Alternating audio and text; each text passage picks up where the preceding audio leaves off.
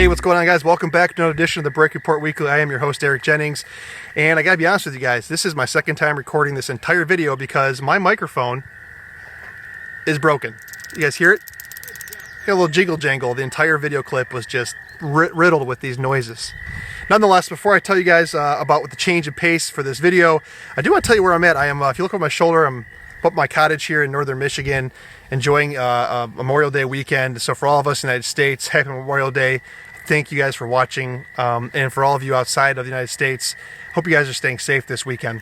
Before I move on to the next segment, I do want to tell you we're changing the pace completely for this week, and I'm going to do something called My Thoughts.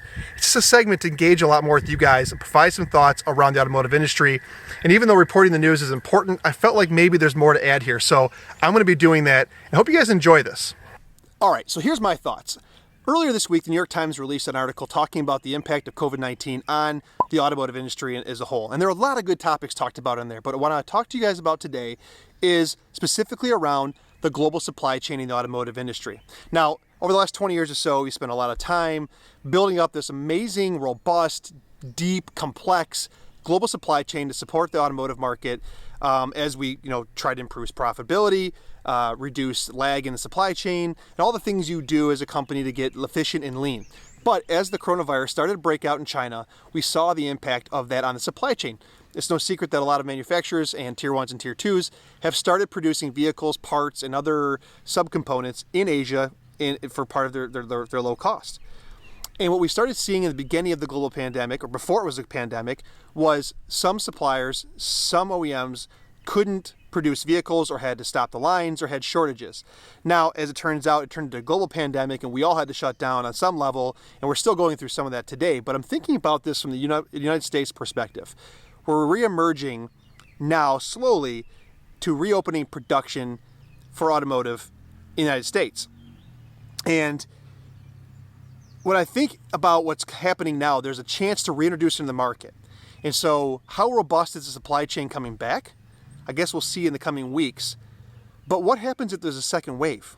There's already news articles coming out about a second wave coming through China. And what if that ripples through the rest of the world? What does this do for the global supply chain?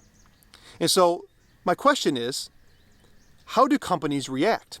I'll even say in the United States, how do we think about where we place our factories? Elon Musk was making a big stink throughout this pandemic about the California government keeping his factory closed when he thought he should be able to go back to work. And so what does he do with his next factories? But in saying that, some people believe that there's going to be this big retraction from globalization to more of a localization. And I'm not going to sit here and pretend to be a supply chain expert by any means, but I think in the automotive industry, to some degree, that already exists where there's backup plans and there's second suppliers that are ready to engage, but putting that in action is really, really challenging.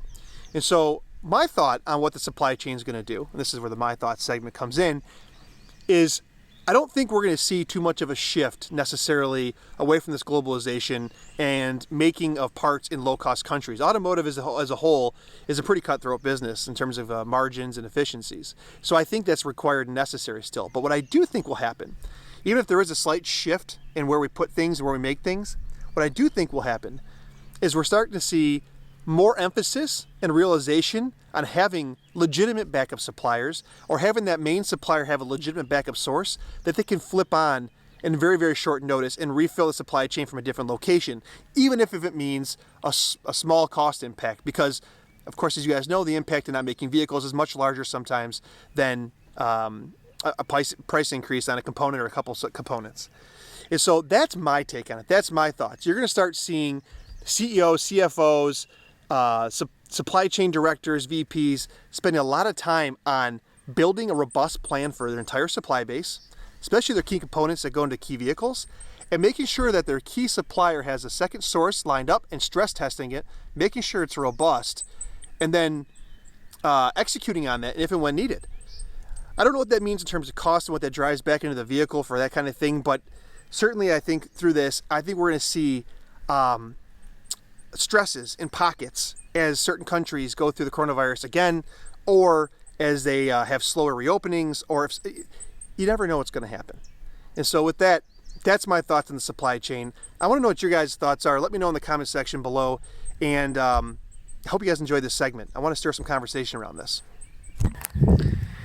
Now, before we go, I did promise you guys a little bit of break news, and so I want to tell you about the merger between ZF and WABCO. China this week announced that they have granted the authority or the permission for them to complete that merger, and it's expected to complete on May 29th. So, thumbs up. That's happening. Now, before we do go, I do want to ask you guys to comment in the section below, comment section below, and let me know if you guys like this, this segment, this different approach with my thoughts. I'm looking to adapt this thing, drive more engagement, bring something a little different than just reporting the news. Even though the news is important, I do want to engage you guys a bit more. If you guys are watching this on YouTube, please comment, like, and subscribe. We appreciate your subscription to the channel.